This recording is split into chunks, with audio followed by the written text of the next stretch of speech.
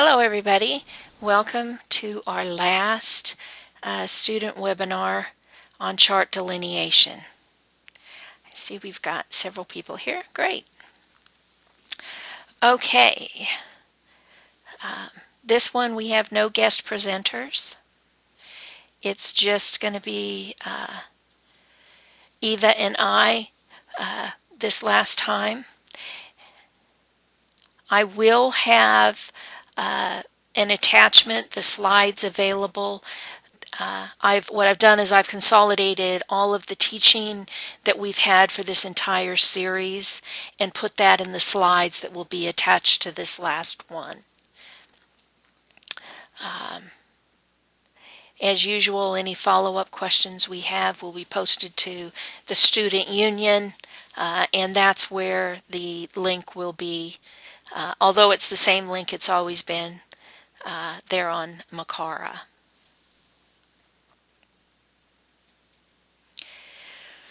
The new considerations that we're going to talk about today are configurations, which are basically 3 or more planets that form patterns in your chart.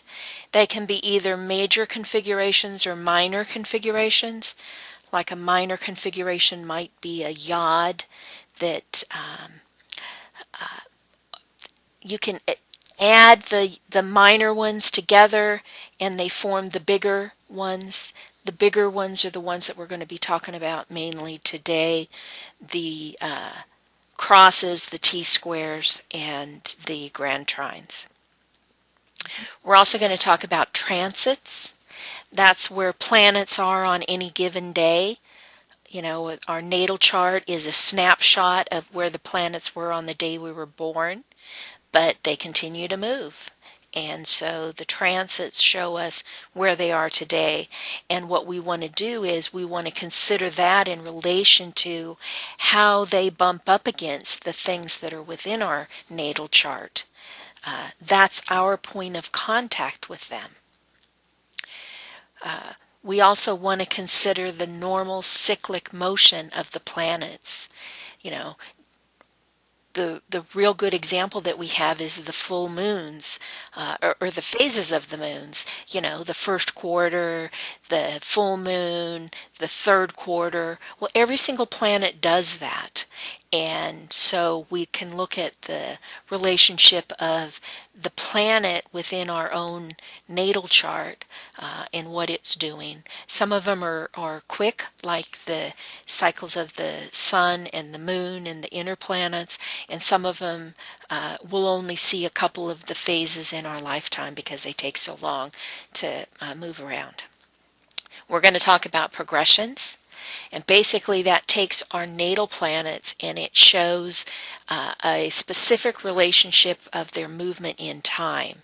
It differs from the transiting movement, and it somehow connotes a progress, which is why they're called progressions. Thinking hopefully that we're older and wiser and a little better at using that energy as we age. Okay, so let me start off with major configurations.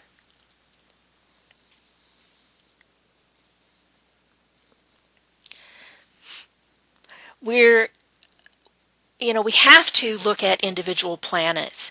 You know, it's in the sign, it's in the house, who its rulers are. You know, we have to find out all about that little planet. But then we also want to see what else is happening. Are the aspects that it makes friendly in nature, or are they adversarial? What signs and houses are involved with the contacts that it makes? How are we expressing that energy? Are we working at the higher soul type expression of it, or the lower personality type expression of it, or a little bit of both, which I think is probably more common for most of us. And can we see how they work together in our chart? Not only 2 different planets working together or 3 different planets working together, but the higher and lower expressions. You know, on our good days or our bad days, do they work well or do they fight each other? So that's what I see when I look at these configurations, is how it all fits together. The bottom line is no planet actually stands alone within our chart.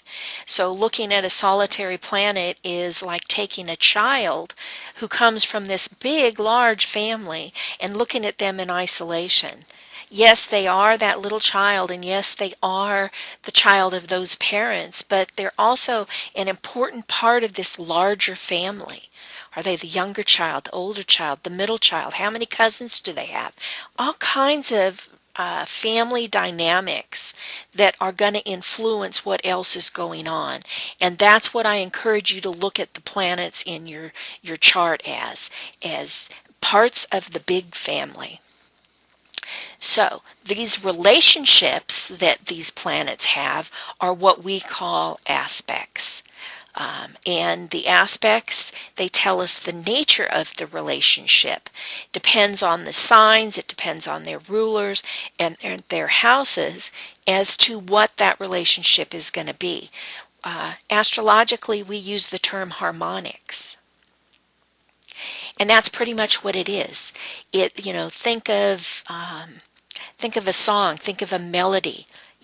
Some things work well together in harmony, and other things they don't so well. And that's what's happening with these aspects, with these relationships. And that's why we explore all the different things that are going on.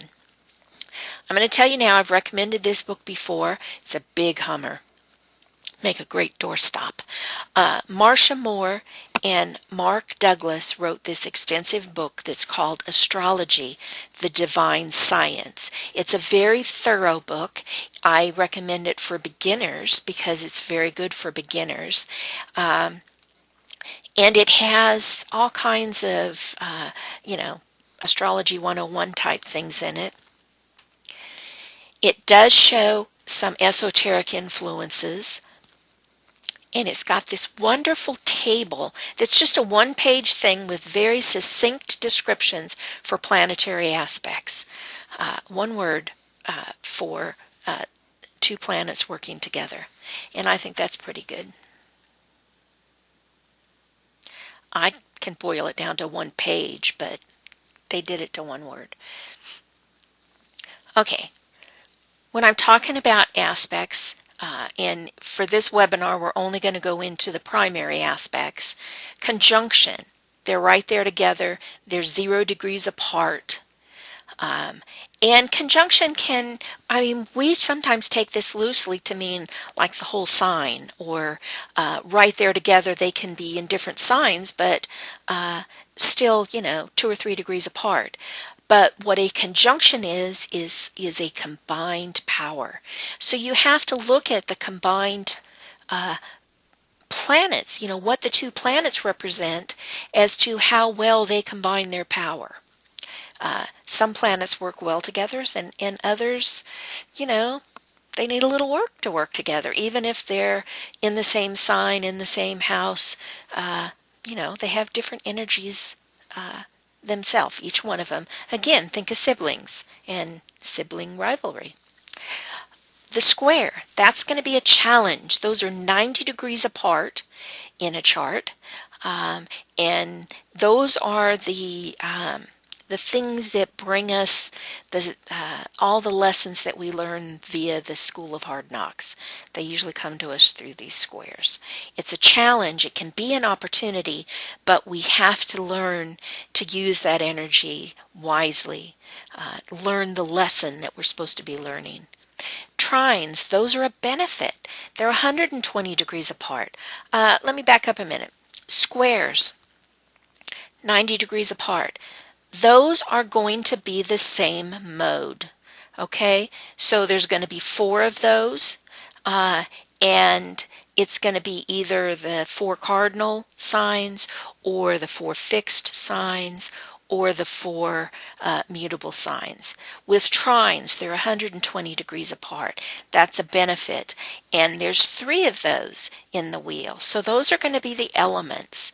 You're going to have the the 3 fire signs or the 3 water signs or whatever. Okay, now the trines, it is a benefit. It's something that we've worked with before and we've learned to work well with between these planets and these signs, but it's one of those things that we take for granted. And it's only a benefit if we actively use it. And these squares, the swift kick in the behind that motivate us to do something because they're aggravating, this benefit, use these trines, use your trines in your chart as the benefit to help you work through the squares. That's the moral to that story. The oppositions, that they're 180 degrees apart, that's an awareness. Esoterically, we look at an axis as not a teeter-totter, not a tug-of-war, but the balance that can be achieved between the two of them, working at neither extreme, but working from the balance at the center. So that can be looked at as, depending on where you are and what type of energy you're experiencing right now, it can be either a good thing or a bad thing. Okay, we have a question here. Hold on just one second. Name of the author of that book again. Okay, it's Marcia Moore and Mark Douglas. And one of the last slides is going to have the recommended reading list, and it's got that in there. Okay, so these are the primary aspects that we're going to talk about, and there's going to be 3 major configurations that we're going to talk about.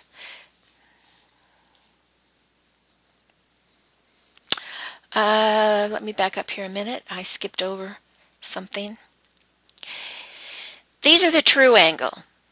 0 degrees apart, 90 degrees apart, 120 degrees apart, and 180. Conjunctions, we usually use fairly wide orbs. The distance from the true aspect, 6 to 7 degrees up to 10 degrees for the ascendant, the sun, and the moon, which we call the luminaries. Squares, trines, and oppositions, not quite that wide, but still 5 to 6 degrees is normal, and it can be extended where another planet is acting as a translator of light to bring the planet in together. Here, let me give you an example of that. It's when one planet is separating but still within aspect, and it's applying to a third planet, and it forms like this little chain that passes the influence of the first planet onto the third planet. So let's say that Mars might be at 18 degrees Aries, and Venus might be at 24 degrees Leo, and Jupiter at 20 degrees Sagittarius. So Mars and Jupiter are in acceptable aspect, but Venus is separating from an outside acceptable aspect with Mars, but it is in acceptable aspect with Jupiter. So Jupiter, who's in acceptable aspect to both of them, he's serving as that translator of light between Mars and Venus to keep that grand fire trine in effect, even though the Mars-Venus is a little bit wide. So there's exceptions to every rule, and that's kind of how we play with it a little bit. The configuration and the aspect is going to be stronger and more true the more precise it is, the closer to this angle that it is. But we can sometimes learn more from the imperfect configurations that is less precise, because that's where the rubbing is going to be. That's where it pinpoints to us the area by sign, by planet, and house where we are slightly off kilter. In this particular case, we're talking about the relationship between Venus and Mars. Okay? And what brings them together? Jupiter. So that's the way we play with this. Now, let's look at the 3 configurations. The Grand Cross, or you can call it a Grand Square. You can see we get the cross from this. A to B are opposites. C to D are opposites. And they form this 90-degree angle. in the chart. Okay, that is the square.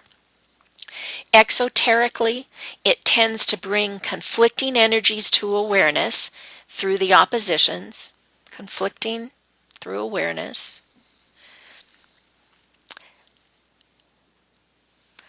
Um, and then the motivation is through the stress of the squares to resolve the issue that is presented by these planets, signs, and houses involved. Okay? Esoterically, the goal is to balance both axes. Again, find the balance between the two axes here. And find your way to the center of the cross so you can wield all four energies in synergy with the soul controlling the hub. Remember how I said earlier, not to any of the extremes? Then you no longer regard this energy as opposites or squares, but as the integrated activity of the combined shared energy of the mode of activity. In other words, the cardinal signs working together, the fixed signs working together, or the mutable signs working together. So that's the Grand Cross. You guys have heard a lot about the T-square over this series. That basically means that 3 of the 4 points are there for the Grand Cross and 1 is missing. So instead of continuously having all 4 points represented and learning from a baby to work with that particular energy, 1 point is missing. And you're going to get that in fits and starts several times a month, several times a year, as planets transit around there. The 3 points work together as best they can. You've got the one axis and then the square. And this part here is just kind of, that void until a transiting planet wanders through that missing area and it activates your Grand Cross. Because you're normally not used to the impact of the full cross, it's probably going to be a little challenging there at that weak area until you can learn to effectively use that cross. But you're given plenty of opportunity, aren't you? The moon transits the entire chart every month. So once a month, the moon, for just a couple of hours, is going to hit that. Ping it. Say, woohoo, remember I'm here. The sun and the inner planets, they're going to transit one sign a month, the whole chart once a year. So once a year, it's going to be the same time for you every year that the sun hits that missing point if you have a T-square. Mars is in a sign about 2 months and it comes around about every 2 years. Jupiter's in a sign about 1 year and so it's going to come around every 12 years. Saturn is in a sign about 2.5 years and it's going to come around every 29, 30 years or so. But it's going to stay there for a year because it does that little tap dance thing. So, and the further out you go, the longer they're going to stay there. When you're lucky enough to get a transit to that. Okay, and the other configuration we're going to talk about is the Grand Trine. And this is 3 signs of an element, and all of them are represented in your chart, and they're all in relation to, A is trine B, B is trine C, C is trine A. So they're all working there together. Compatibility, understanding, creativity. But again, we take them for granted. So we need those squares to get us motivated, aggravate us enough to where we do something. Okay. So I sent all of you who presented your charts, I sent you a snapshot of what your configurations were, the crosses, the T-squares, and the Grand Trines. And then I also sent you the transits and progressions so that you could kind of follow along in your own chart as Eva and I go through and describe what's going on. Because life does continue. The planets are still moving out there.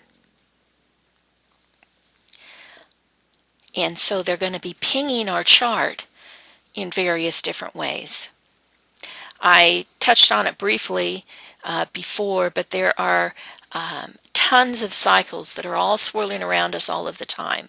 Some of them we notice outwardly, like the cycles of day and night, the moon cycles, even the 4 seasons.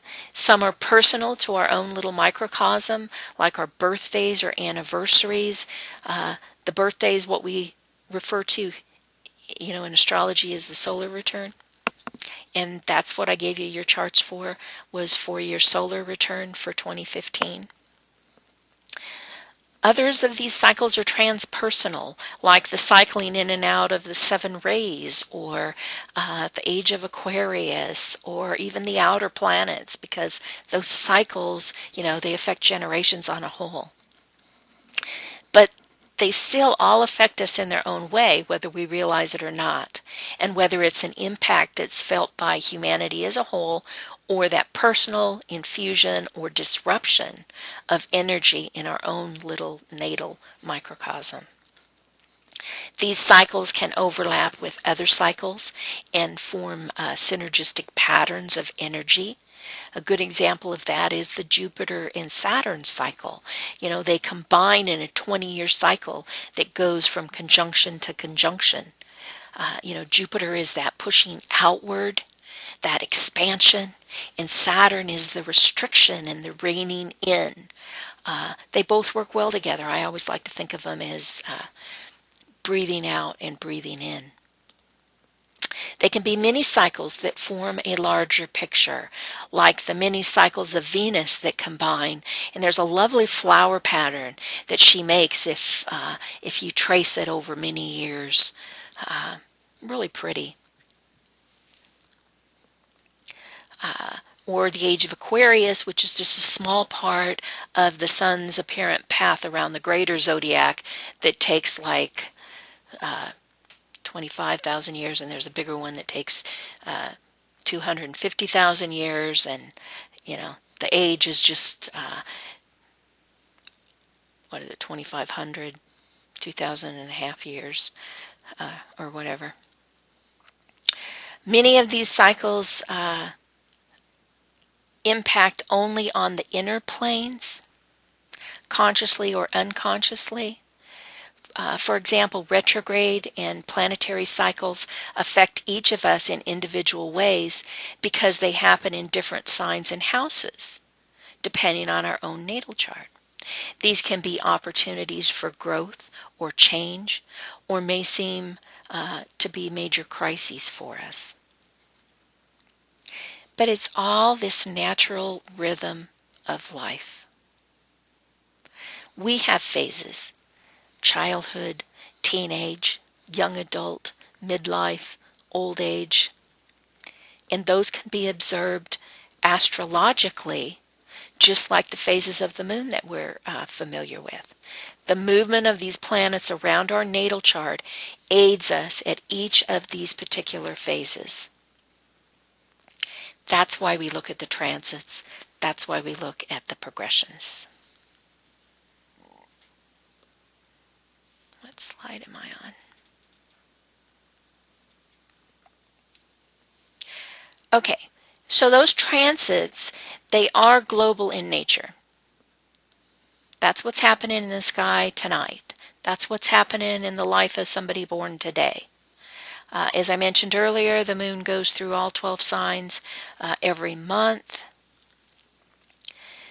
Sun and Earth move quickly. Jupiter goes around in 12 years. But it's only important to us in relation to what they're doing to our natal chart. How are they pinging things in our natal chart? I'm going to use my own chart as an example. I have a mutable T-square. My ascendant is at 22 Gemini. My Mars is at 25 Sagittarius. And both of those are squared by my Venus at 24 Virgo.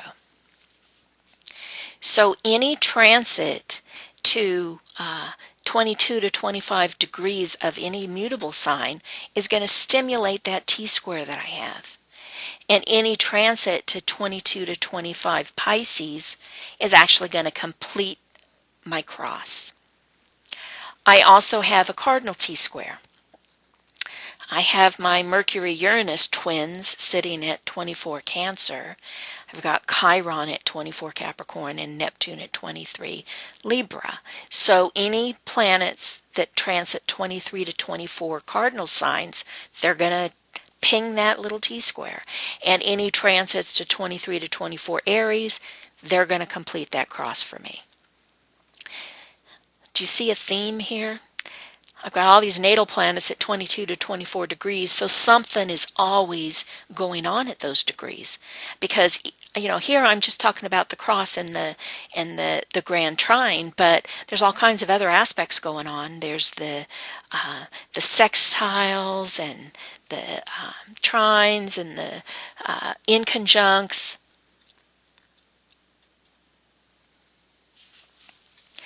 Let me see. Here's some more on the transits that we've got. A lot of them have relatively normal orbits. I'm here to tell you, nothing has a normal orbit. They're not perfect circles out there. They all have little wobbles and little inconsistencies in them. But Saturn's orbit is fairly predictable at about 29.5 years. Uranus' orbit is fairly predictable at about 84 years. And Neptune's is fairly predictable at about 64 to 65 years. So what that means is every 7 years, Saturn is going to do something to his natal position. Again, think of the moons.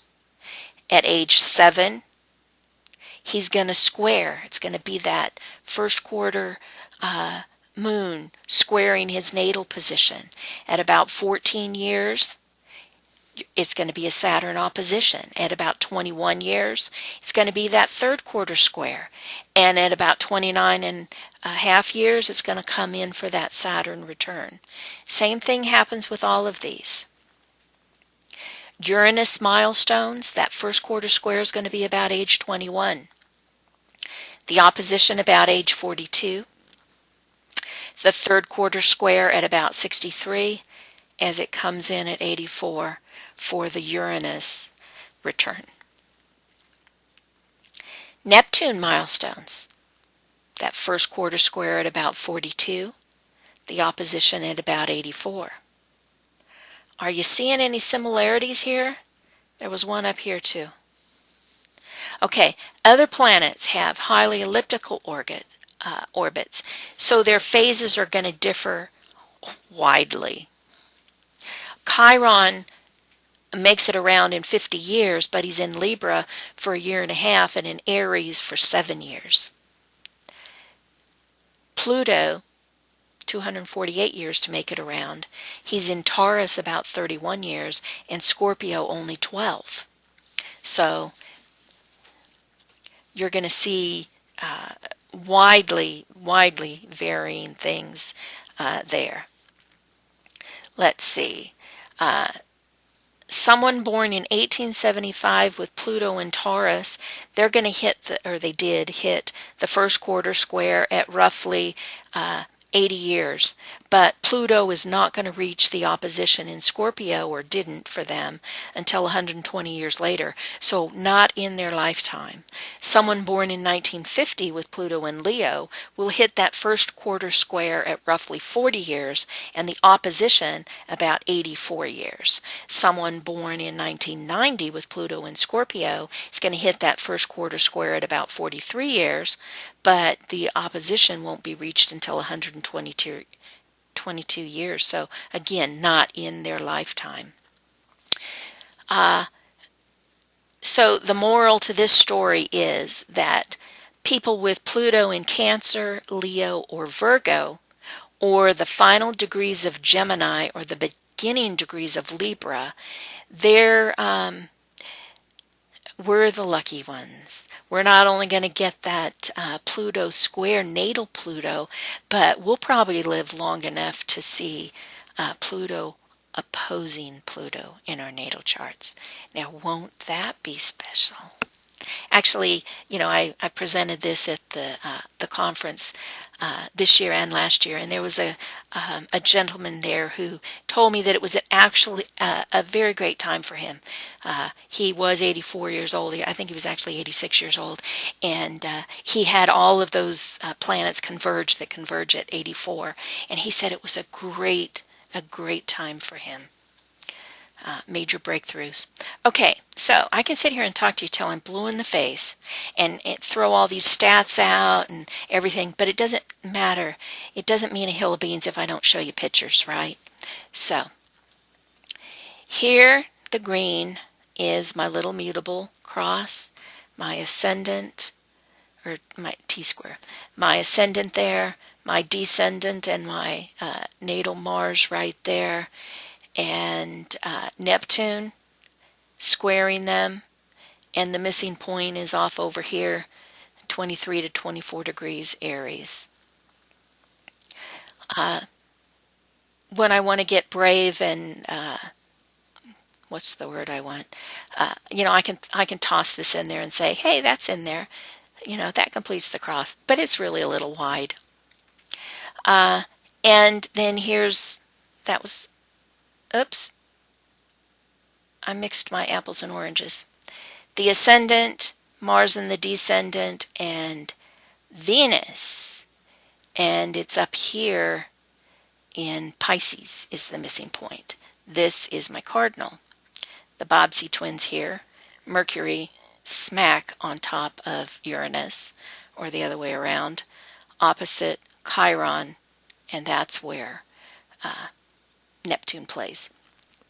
So here's the missing point over here with that one. So here's my transits that we've got going on. Transiting, this, by the way, is 26 December 04 was when this transit happened.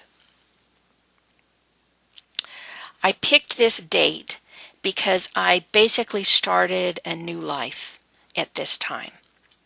This is the day that I left home for a new assignment.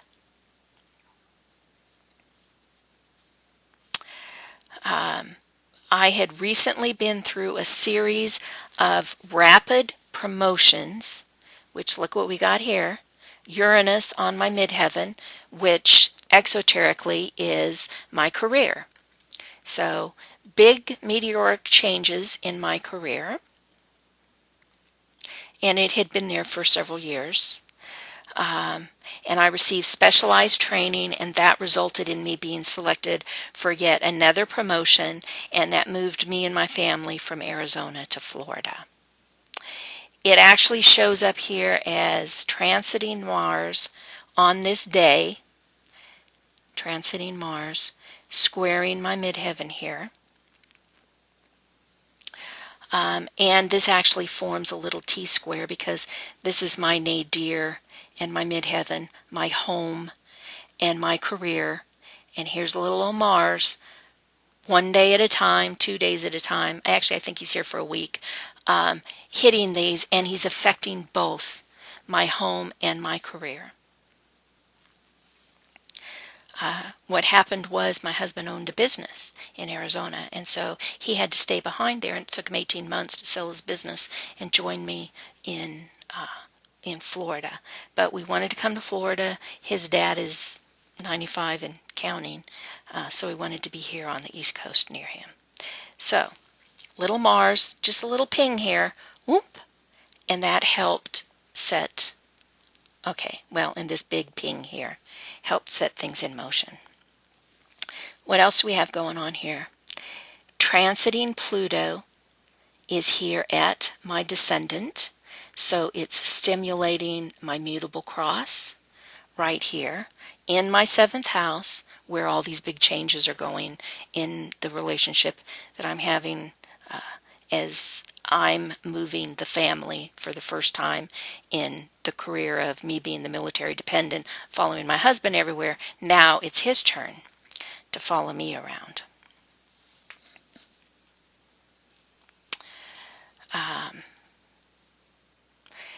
T-Saturn, as we saw right here, transiting Saturn, is opposite transiting Chiron, both of them sitting right there on that cardinal cross of mine, or cardinal T-square of mine, sorry. Major changes in my personal resources. Second house, the 8th house. Saturn, structure, opportunity. Chiron, adjustments and changes. Uranus, changes, electrification. I mean, there's all kinds of things going on here, stimulating a variety of things. Oh, by the way, look at the little Pluto cycle we've got. Here is transiting Pluto, and here's my natal Pluto, and what are they doing? They're trining each other. Favorable aspect. Helping me out as it bumps up against my mutable T-square there. So, we see this is the time of my Chiron return. 50 years old, Chiron just passed over himself. He's going to turn around and come retrograde again and hover there for a little bit, but that's my Chiron return. So that's the Chiron cycle. We saw that Pluto is getting involved in, Pluto, transiting Pluto to natal Pluto aspect. We see double Chiron then, transiting and natal. We see double Mars because we've got Mars right here and Mars right here, both of them in Sag. And we see double Uranus, this time in different signs because we've got the transiting Uranus and we've got the natal Uranus all playing. And while everything I have just described for you was exoteric and outer events in my life, it profoundly impacted my inner life. It freed up from me a lot of time to immerse myself in the Alice Bailey books and to set me up financially so that I could then retire early and devote more time to my service activities. So this had impact in both regards for me. So that's the way I look at natal configurations, and that's the way I look at transits. I'm now going to turn this over to Eva, and she's going to talk to you about progressions. Hello, everybody, and welcome. And BL, could you make me presenter, if you don't mind? Sure. While I talk. So we're going to look at progressions, and there are basically two types of progressions. Our natal chart is always our footprint. It never changes. Whoops. Show my screen. Yes, show my screen. No, but I want you to I wanted to show your screen. Can you hear me? I can hear you, but then I have to be the presenter if you want it to show my screen. Uh-huh. Okay, so show your screen because I don't have that up, but I want to be able to, at one point I'd like to be able to be presenter, so I'm sorry about that. Okay, so just change that around while I'm talking. So basically, the natal chart is the fixed imprint, and it's almost like your footprint. And while it's the most important chart for you, in the meantime, planets continue to move. And so we have to then see where our sun is in relationship to a certain time of the year. And that's why we call these progressions, because all the planets keep moving. So basically there are two kinds. One is called a secondary progression, and the other is called a solar arc directed progression. So the secondary progression is based on the movement of the planets. So naturally, the slower planets are barely going to move. They're moving so slowly. The inner planets are going to move faster. So they're going to move much, much faster. That's all we need to know for the moment. The solar arc-directed planets move according to 1 degree for every year of life. It is said that a day in our life is equivalent to a year in the life of our Lord. So it moves 1 degree every year. So you can almost take the entire thing and keep shifting it, shifting it, shifting it, and everything will stay exactly where it was, but it'll shift by 1 degree. Now, for both progressions, the sun stays exactly the same. And the sun moves 30 degrees at a time. Or, in other words, there are 30 degrees for each sign, right? So if my sun was to be at 10 degrees, it would only leave it 20 more years, because it's a degree per year, and then it would shift to the next sign, and then it would be in the next sign. So the sun stays roughly 30 years in one sign. So at the age of 30, all the planets will have moved ahead. At the age of 60, all the planets would have moved ahead by 2 signs. That's provided we start with 0. But no person has their sun at 0 if we're looking at the sun only. So the assumption with that is that we learn and grow as we age. And so we begin to work with the energy of the progress signs. None of this stands alone. They all have to be related to the natal sign or the natal chart, because the energy of the natal chart is the most important thing. And all this does is add another dimension to our understanding of ourselves.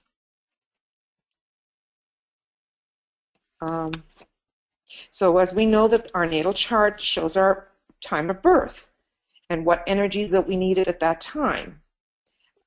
So as we age and evolve, we get hints through our progressions, and we'll look at that in a moment. So always we have to ask ourselves, are we working from a personalities place? Are we working from a soul level? I want to move to the next sign, and I can't seem to do that. You want me to move it to the next slide? Yes, please. I don't know why it's not behaving for me. So, because I'm the presenter. You're the presenter. Okay. I didn't really want to talk about that. Do you want to go down to the number 22, please? There we go. So I don't know how well you guys can see the degrees here, but right now, if you look at my sun sign, I was born with it at 19 degrees of Libra. So for another 11 years, I stayed as a Libra sun, right? And if you add the 11 years to 19, you get 30. So then my sun moved to the next sign, which is Scorpio. So for 30 years, I lived as an added sun sign of Scorpio. So at the age of 11 and 30, which made it 41, my sun moved to Sagittarius. And it has been in Sagittarius since I was 41. So now it shows here at the event is October 12th, which was my birth date, 2007. It's not the exact time now, but in 2007, my progressed sun was at 21 degrees of Sagittarius. So in fact, that should always give one's age. So if we look at 11, I had 11 left when it was at Libra, plus 30 for the Scorpio sun makes it 41. And if I add the 21, at that point, I would have been 62 years of age. Have I done it correctly? Yeah, 21 and 41 would have made it 62 years of age is when my sun was in Sagittarius. If I look at today's transit, my sun, my progressed sun is at 29 degrees of Sagittarius, so it's continued to move. I have one more year left, if I was to look at today's progressions, of my sun in Sagittarius, which is a critical time, because then it'll shift to the next sign, and it'll be in Capricorn. And so I'll take on the flavor of Capricorn. So when the sun progresses and changes signs, it all depends on how long we live, but approximately it'll change 3 times in our entire lifespan. In other words, it's never going to go up to here, because I won't live that long, because you have to keep adding 30 and 30 and 30. So roughly 3, and this might, for me, it might go to the next one, as I said, in a year's time, because my sun was not, my sun degree was 19 degrees, so it was 2/3 of the way through Libra. If it was at 0, I'd be lucky to get a full 3 different signs. So the period when the progressed sun is very late in a sign and is about to change to a new sign, like I said, now it's at 29 degrees, is a very critical time, and many changes can occur. When that sun changes signs, there's usually a very clear change in a person's general orientation or responses to one's environment. So when I started off as a sun in Sagittarius, Sagittarius is oftentimes the teacher, and it's in the 6th house, the house of my work and my service. I have been teaching, really, for the last, I don't know, 25, 30 years. So I have been teaching for a long, long time. And I have a lot of helpers along the way that have also moved into Sagittarius. So you can see how I took on that flavor, but I never lost the Libra sun that I am. So I add the dimension of the progression onto my Libra sun.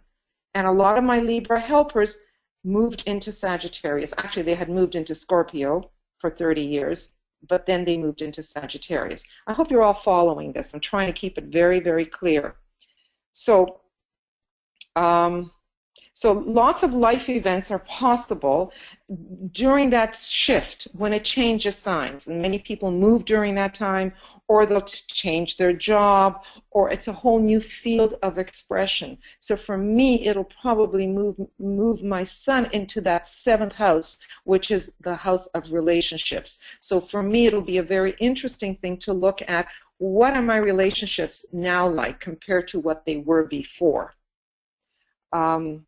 So it's out with the old and in with the new. And that's how each one of us should look at our progressions, how they are, in what sign they're in, and where they are, and what house, what area that they're in. So these are things to always look at the progressed sun. Now we will find when we do look at the solar arc progression that the sun is the only thing that always is constant. So if my sun at 2007 here was 21 degrees, and we move into the solar arc progression, you're going in there for me? Thank you so much. My sun is also 21 degrees. I got a lot of other helpers here that have moved, but the sun never is different in the two systems. Okay, so that's one thing to look at. I want to go back to the first chart of mine, and we're going to talk about the progressed moon. So the progressed moon moves roughly 1 degree a month. So it stays in a sign for roughly 2.5 months, or 30, what is it, 30 degrees. But the moon, as we know, moves very quickly. So 2.5 months it stays into one sign. Now, the progressed moon moves through the entire wheel, like the entire wheel. It takes 27 to 28 years for you to get a lunar return, as they say. The house that it is moving through represents areas of our life that come into focus. We recognize our needs. Moon is about our needs, as well as about our emotions. and about the intensity of our needs, because emotions can be intense, in what area that they fall into. And sometimes these needs and these emotions are not very clear. For example, if my progress moon moved through the fourth house, if it was moving through the fourth house, often it would bring with it the strong need to search for roots or for basic life definitions.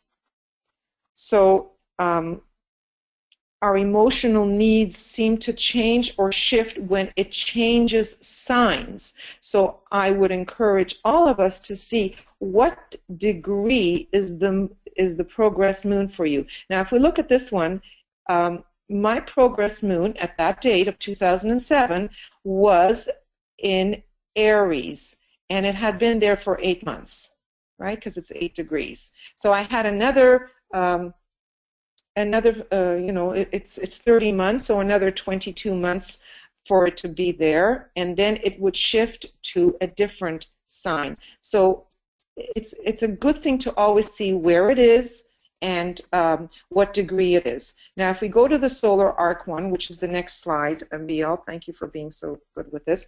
If we look at where the moon was on that same date, according to solar arc, it was at 3 degrees of Pisces. So it's totally different than it was with the progressed moon with that particular system. So you have to really look at both of them to see. So for 3 months here, I had my moon in Pisces, which was pinging, as to use BL's word, my MC at the time.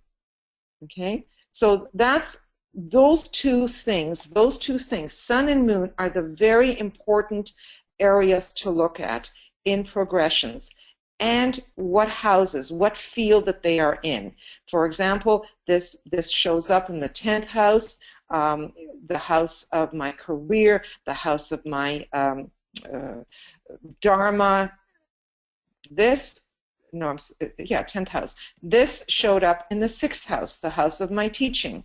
So we can see how I had maybe greater sensitivity to what I was working on and what I was teaching. Okay, so that gives you a clear idea of how to look at progressions.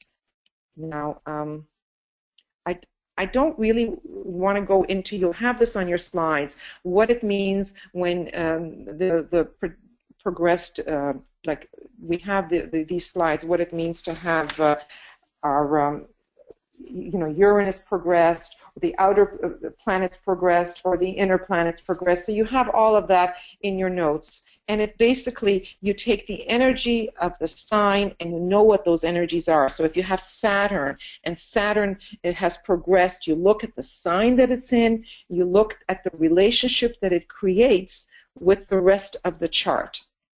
So right here, there's very little that I would want to say except that the moon here, maybe BL, you can talk to some of these things. You're so good at these configurations, much better than me. The moon definitely affected my MC. Yeah, with your, let me see let's go back a minute to the progressions. Yes. Okay, so all of this is happening, but I put it in the separate wheels here so we could see it easily. We'll get to the quad wheel where everything's together. But, okay, so these are her natal configurations. She's got a cardinal T-square with Saturn, her Earth and part of Fortune right there, and her Sun and Mercury down here.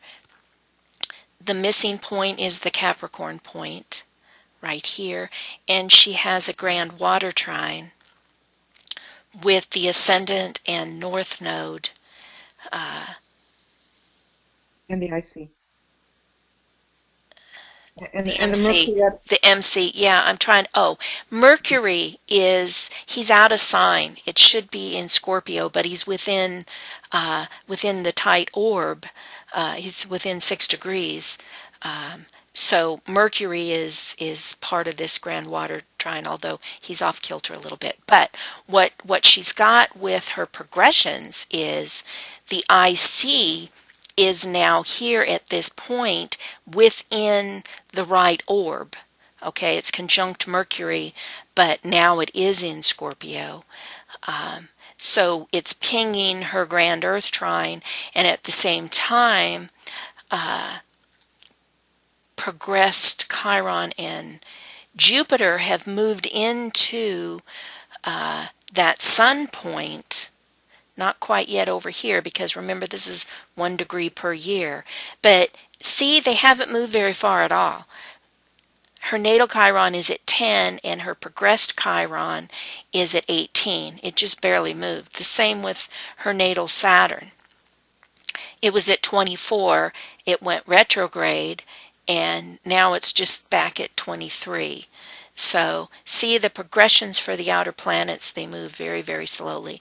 But we can still see how, these weren't part of the natal configuration, but now they are, because they're conjunct her sun there as part of this T-square, just as her progressed IC is also part of that same thing. So she's got a lot of activity going on here in the 5th house.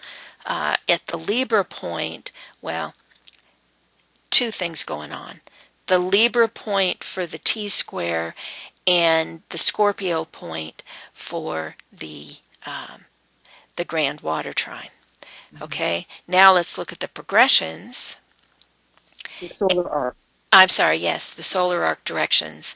Here, what we see is her solar arc vertex is at that missing point. I'm not sure people know what the vertex is.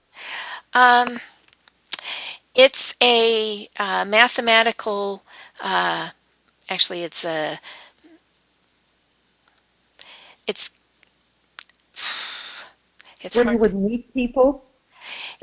It's the most faded part of your chart, and yeah, it's the sun over here's the east, the sun is rising in the east, and it's the west point, basically. They have other ways of describing it, but in a chart, it is the most faded. The ascendant is the one that our soul has the most control over, and the vertex is the one that it doesn't. It's the most faded of the points within our chart. Okay. And that point is now fulfilling the cardinal cross that she's got. So this has something to do with destiny and fate. And the timing, this 2007 timing, with this particular cardinal cross, the Sun-Earth axis. So it has to do with the personality. It also is the part of fortune there, which is the best harmony that's achieved between the ascendant sun and the moon. In other words, the overcoming of the personality for the work of the soul, and the harmony that can be achieved with the 3 of them working together is right there involved in this, as is Saturn, which, among other things, can be karmic. And when we're talking destiny and fate and karmic and the harmony of her personality and soul working together and overcoming the past, that puts a little different, it adds to the understanding of what's going on here with her configuration. Okay. Also, as she talked about, the moon is conjunct her midheaven here, and the IC is down here as part of this grand water trine. And what is the moon? It's emotions. We've got the south node here also. And what's the south node? That's a karmic liability thing that we bring in with us.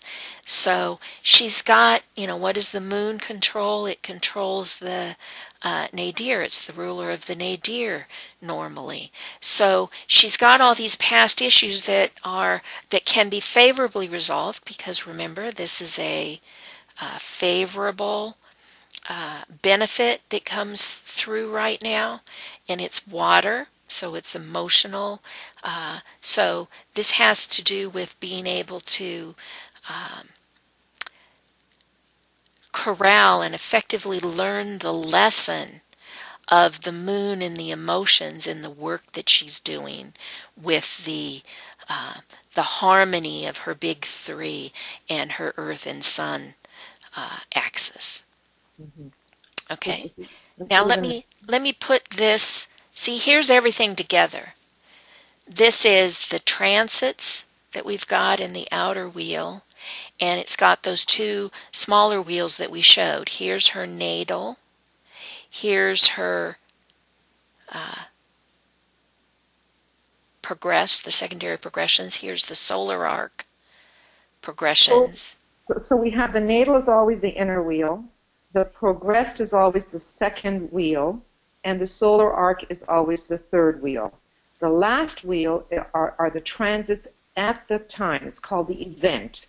So what we have here, if you look at the bottom, you'll see that the transits were October 12th, 2007. So that became a solar return for me on my birthday in 2007.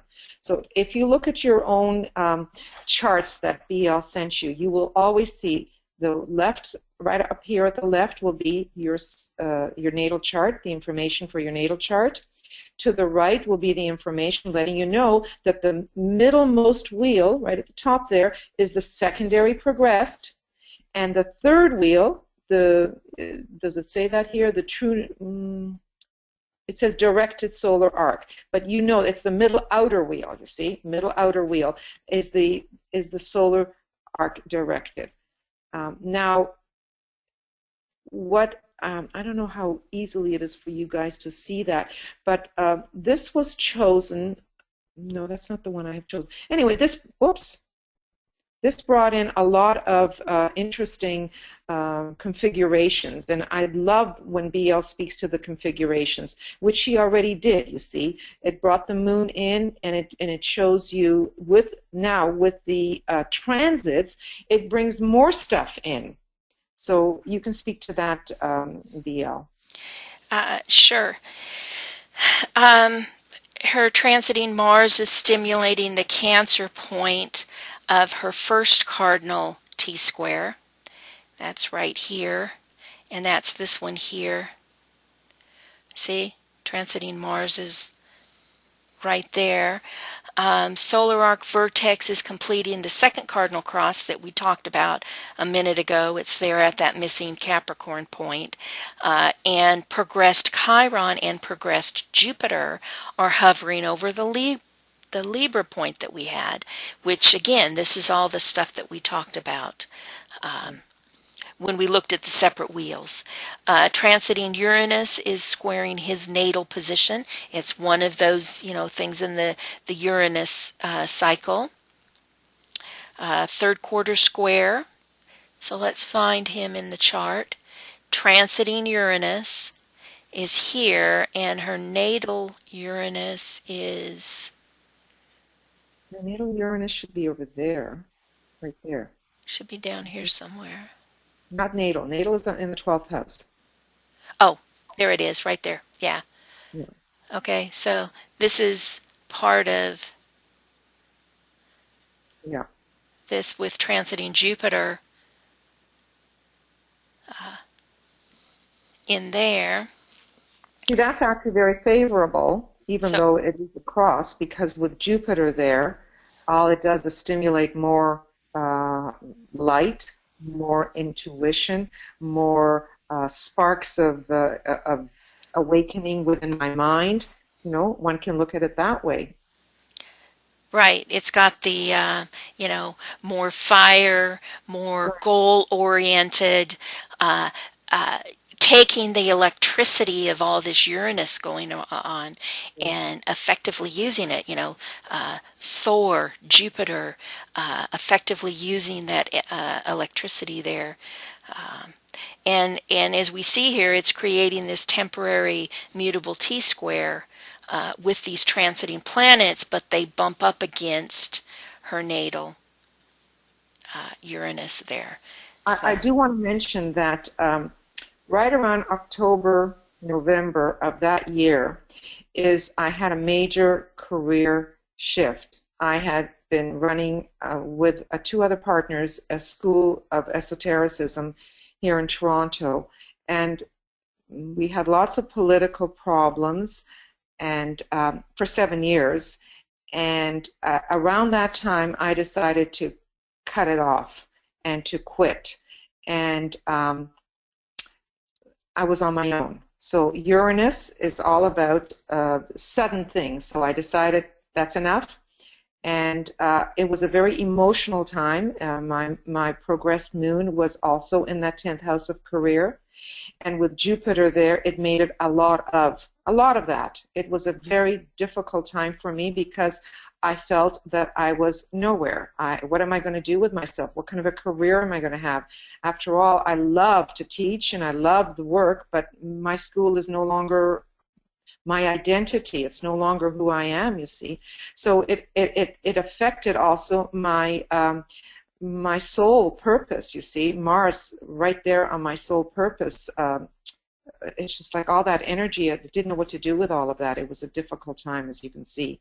So, yeah, just pointing all of that out for you. And I also wanted to mention that you've briefly touched on it, but all 3 points of your Grand Trine are being stimulated here with the transiting Mars, the transiting Moon. Of course, that's only going to be for a couple of hours, but it's right there on the solar arc nadir and pinging the solar arc moon. So you've got several key things going on with this grand water trine. At the same time, you have all of this Uranus stimulation and the Jupiter going on, and they're all hitting the Mars. They're all pinging various different points within your natal configuration.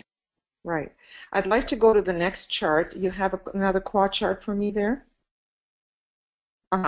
Now, I suggested we look at this one. I could have chosen a week later, 2 weeks later, but primarily I was going through a very difficult time, and I wanted to show you the transits and how I look at how I approach this. A little bit different than looking just at configurations, which BL does so well.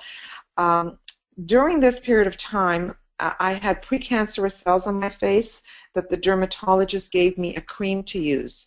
Lo and behold, I did not do well with that cream. It affected my whole state of being, aside from making my face look like I was a burn victim with open raw sores that were bleeding. And I remember Christmas time, I was embarrassed to be seen by family and grandkids because I looked so hideous. But it affected my emotional state, my physical state. I had no energy.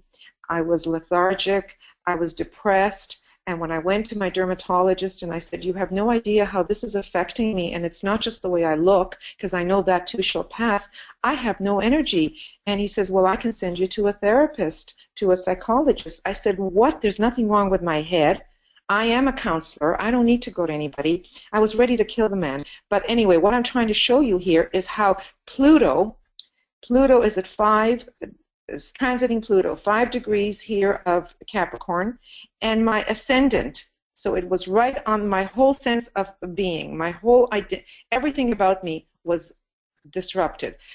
Pluto is about purging, and everything came to the fore. It was affecting even though the degree here is a little wide, it is still affecting my descendant, my south node. And don't forget, this was over a period of a few months. Even my moon, which you can expand the orb with that, my emotions. I was so depressed. I didn't care if I lived or died. That's how depressed I was. It was affecting that. Then you look at, down below, you look at Saturn. Saturn is affecting my solar arc Pluto. Again, Pluto is involved. That is affecting my progressed Chiron. So I had to make adjustments. I had to make changes. My whole well-being, so you're looking at physical. The moon is the mother of form, so it's physical, it's emotional, it is mental, with being in Libra here, so there's a whole mental component here. Saturn is about either this was karma or this was just a heavy burden on me, and it was affecting my soul purpose. I can even consider some of the minor things in the chart too, that it was affecting, you know, my Uranus. I mean, I can go on and on with little things, but I'm just trying to show you how at that time, and even if I had gone a week later or a week before, we would have had a similar setup. Even Vulcan, you know, is the pounding away at me. It's the same degree here as Pluto, and it was, you know, like there was no let up. No let up. It took 6 months for me to get out of this slump that I was in and then be able to lead a normal life. So I look at the transits and I see how they are affecting the progressions. The progressions themselves, the only thing I feel that are worth looking at is to see this. Where's the sun? Where's the moon? What houses are they in? And then, of course, as BL pointed out, what do they create in the chart in terms of pinging and creating configurations? But I look at the transits and to see how they are affecting everything in the chart. You see, that's like here you can almost see a straight line right up to my what is that? 17 here. 19 degrees was my sun. So my whole sense of well-being, my sun here was affected by all of this because that Saturn touched this, touched off the Pluto, touched off the Chiron, and then touched my sun, my personality, my whole sense of self. So I just wanted to show you that because it was a really difficult time in my life. Okay, so I think that's it on that one. Thank you. And, okay, did you want me to switch it to you so you could show your slides? No, it's the same. It's the same as that, and that was much clearer than this. So I don't need it switched. That was okay. That was very good. So that's really all we want to pass on. This is basically the teachings, and if we go and we can summarize what we're trying to impart, is that everything has cycles. Everything is overlapping and interacting. They all have some influences, some at a greater time in our life than others. They bring about stimulation when they do ping something in our chart. Remember, cycles are rhythmic. They move in a rhythm. They all have their number of years that it takes to go around. So like BL has been pointing out, sometimes every when we are 29, 28, we get hit by the moon, we get hit by Saturn. When we are around 42, we get hit by Uranus, we get hit by another Saturn or something else. They overlap, and so certain times in our life are very difficult. 28, 29 years of age, we know is such a difficult time for young people. They don't know what they're going to do yet with their future, but they have to make decisions because we have two overlapping progressions going on at the same time. 42, we all know, is when people have their midlife crisis. Again, it has to do with Uranus and the influence of it in our charts. So all of this has its rhythm, has its lifetime, it has its crisis that it sets up. We tend to not look at all the favorable stuff, unfortunately. We all want to know why things are difficult and how to deal with it, and to have a sense of why. It explains a lot of the whys. Why am I having such a difficult time now? Well, many times we look at the chart and some of the indications are there. If there are no indications and we're still having a difficult time, it's because soul is causing us to come to terms with certain things. So we can move on. Uh, well, I often consider that it's a good time to reflect, to look at our chart, to see what was it like, when my son had progressed to the next sign. Do I remember that part of my life? What was I doing? So it's a good time to reflect back to see what the life cycle was like and how are we handling all these progressions and transits. I just gave you an example of what a difficult time I had. I didn't handle that well. I was terrible to be with. I was unhappy. I was depressed. I had 6 months of sheer shit. Excuse me. Oh, this is taped. A difficult time. So I didn't handle that very well. Not in a very lighted way at all. Okay, so we do have these challenges. Okay, we move on. So we've covered quite a lot of points with all of you through the series here. Both our exoteric life, which is important to understand because we still live and move and have our being within this planet, and we are still part of our exterior life. So that's very important because it gains us experience. And then we look at our inner life, at our subjective life, and that too is very important. Many times the outer life impacts the inner life. So we have to become comfortable with the soul purpose, the ascendant, and our sun is our personality, because if we can work with our ascendant, if we can work with our soul purpose, we're going to be able to shine more as the sun self that we are. And, all these other things that we have talked about, how the moon is and how the rays impact upon us. Do they complement our hypothetical ray chart, or do they underscore and emphasize our existing ray chart?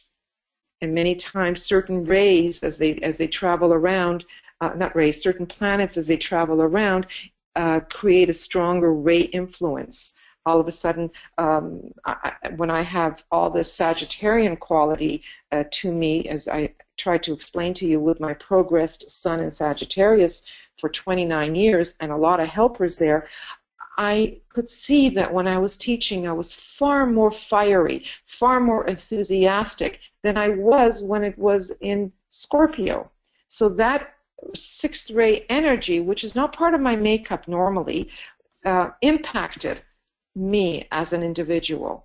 It's now become my mode of expression because I've been living it now for 29 years, right? So it's important to observe all these influences in our life and even those around us. So this is the time to ask questions. And how are we doing for time? And do we want to move on, BL? We've got about 13 minutes left if anybody has any questions. I don't see any so far other than the couple of little ones that I answered. BL, this is Joe. I'm going to ask a question. Okay. I've just been curious. I've noticed on the quad charts that even though the person may have moved, as in Eva's case, moved continents, the charts are still reflected at the birthplace. Is there any reason for that? And is there any value to, when it's a substantial move, to trying to adjust for geography? You can try and adjust for geography. It isn't going to matter all that much. The reason that when you go in Solar Fire and when you do the dynamics in Solar Fire, it automatically defaults to the birth chart, because what we're doing is we're checking them against the natal chart. Okay, but in Solar Fire, when it does default to that, all you do is you say save these charts, and then you can go into the charts individually and you can relocate them. There is a whole discipline on relocation astrology, and certain places are better for you than others, but in the grand scheme of things, what it's going to do is it's going to change a couple of the planets by minutes. It isn't going to change them a lot. The only time I have seen people really get a little hyper over location is during a solar return. A solar return is your birthday, right? It's your birthday. So many people want to take the snapshot of wherever you are at the time. And you know, the stupid thing about all of this, excuse me for putting in my little 2 cents worth, is so if you, let's say, live in Chicago and you do the solar return and you don't like certain things, well, people will then, let's say, take a trip to California and it's much more favorable and they'll take that as their solar return. I mean, it's so ridiculous how some people approach this, and they think that really this makes a big difference in their life. So solar returns are the only time I see people go nuts over where they're located and the effect that it's having on them. Yeah, and even that's artificial because technically speaking, the solar return is not the date and time of your birth or even the place of your birth. It's the exact degree and minute and second of your birth, the sun returning to whatever that exact degree and minute is. So it just depends on what you're looking for, and different astrologers approach it differently. We have a question here from Marion. Go ahead, please, Marion. Hi. Thanks for this. What I want to know is, with my birth chart, most of the planets are like scattered, but the progressions now are all below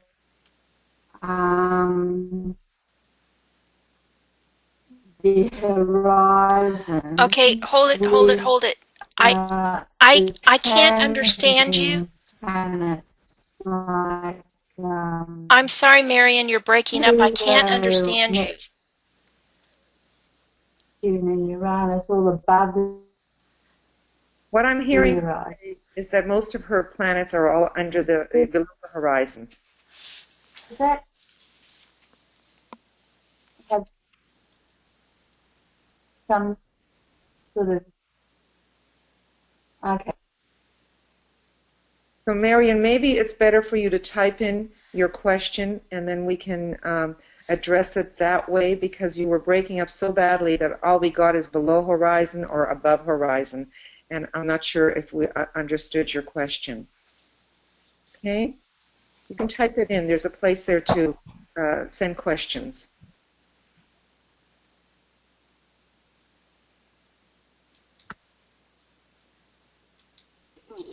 Go ahead, Yvonne. I have a question. On the transits, you say there'll be charts, like we can look at the fourth wheel, the transit wheel, like, my transit, my Saturn is in Sagittarius, and I can look up what that's mean, and I can just go through those transits and look up what each of them mean when it's in that sign? Is that how you do it? Yes, but you want to see what it's doing in your chart against your other wheels, right? So, and also that it's passing a particular house. So what is the effect going to be as it passes through that house? For example, I have is this mine? No, it's Yvonne's. Saturn is moving through your fourth house. So what effect does Saturn have upon your home, your family? So you would look at that. Oh, okay, the house. Okay. The house, and also then you want to see, is it pinging anything in particular for you? And what it does is it's pinging Venus. Venus is about your relationships or your values. So it's making you maybe reevaluate, re-examine what it is that you value. Again, it's in the house of home. So I would say home plays an important role here. Okay, I have another really dumb question.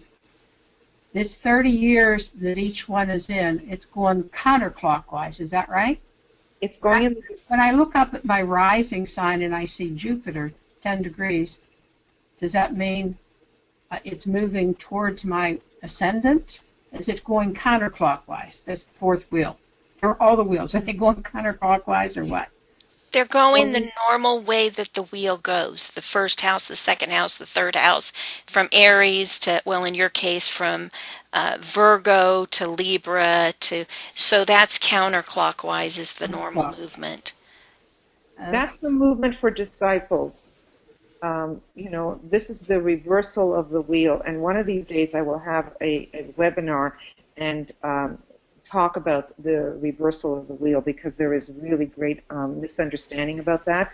But this is the direction that we as disciples move in. Okay. Ordinary humanity moves the other way, although nobody shows that. It's understood in consciousness. Okay, my question was, somebody said, my ascendant, Jupiter's going to cross my ascendant, so I'm trying to figure out, looking at that, how that's going to happen. Where is Jupiter here? It's in the first house, in the transits. Jupiter has already crossed your ascendant. You see, your ascendant is zero. August 15th. Did it on August 15th? This is her solar. This is her solar return. So this is September. September. Yeah. So if we were to look at it now, Jupiter would be a lot further ahead, because, no, this is for the future. Sorry. This is the future. September 26, 2015. We are only in June right now. So it could be that it's going to cross your ascendant, because it could be, if we were to look it up to see exactly where Jupiter is now, it could be that it hasn't hit 0 degrees of Virgo yet. Okay. I will get that book that you recommended, because I've been trying to figure out transits and progressions and that, and in what books or resources. So I'll look it up. Thank you. I don't want to hold you up anymore. Why, that's good for you. If you go back to the other chart, BL, please. We just have to for Yvonne. Oh. Sorry about that. So why that's good for you is for you to recognize that you have your sun, your progress sun, is at 16 degrees of Sagittarius, and it's in the 4th house. So Saturn moving through your 4th house is stimulating all of this stuff. It'll take a while. It takes about 2.5 years, right, for Saturn to move through a sign. Is that what you had earlier for us in one of the slides? Yeah. BL? Yes. Yeah. So it'll take 2.5 years as it moves through this whole 4th house, and it'll stimulate all that stuff that you've got there, you see?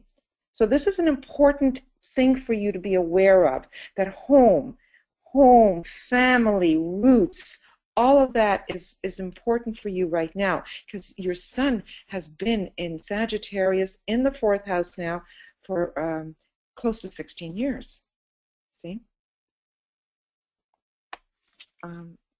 What do I have here for you, Yvonne?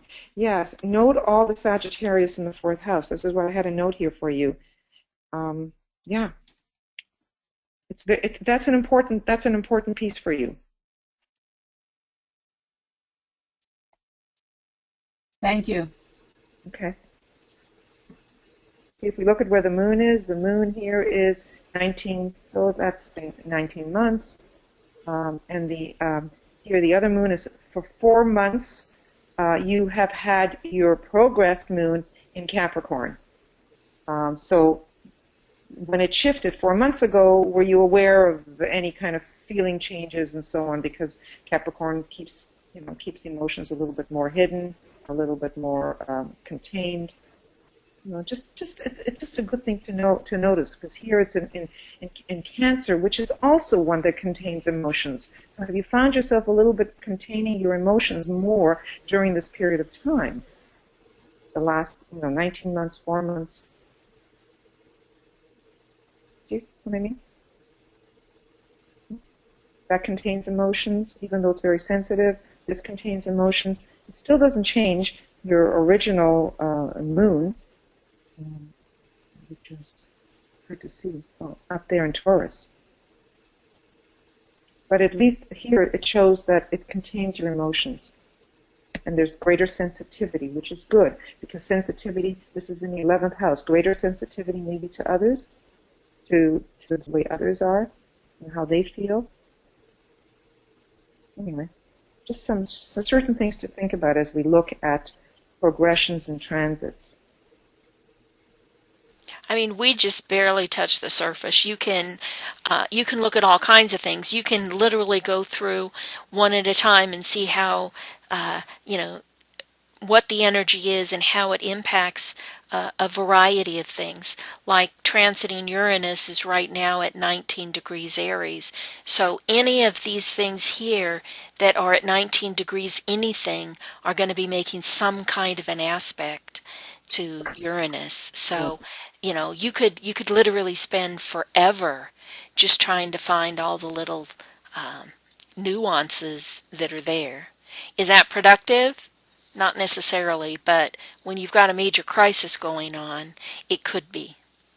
Exactly. It's when we have a difficult time that we want to have greater understanding. And that's when all this plays itself out. That's when we really want to look at why. Why am I going through hell right now? Why am I having such a hard time? Well, many times our astrology will explain that for us. At least it'll give us an understanding of energies that are coming together. Thank you. I'm not going through any crisis, but I'd love to be able to understand it. Thank you. Well, yeah, and you know, I had all that stuff going on with my squares and my crosses in 2004, but for me, it was more of an opportunity than anything. You know, it was some of the hard hitters, Pluto, it was Uranus, it was Saturn, but they were setting me up for all of these things that just happened, boom, boom, boom, and they fell right in place. So, you know, there's more than one way to look at it, and like both Eva and I talked about, we had outer mundane events at the same time we had inner spiritual events that were happening with these things that we had going on in our transits and in our progressions. See, like I said, in 2007, and when I left my school the following year, or maybe it was that year, I can't even remember, 2007, I showed up at the conference that I hadn't been to for 10 years, connected again with Michael, and we started working on the curriculum for the Moria Federation. So my whole career change happened around that time, you see, and we saw all that some of that stuff in the 10th house. Okay, any other questions? What year did the Moria Federation start? Did you start it?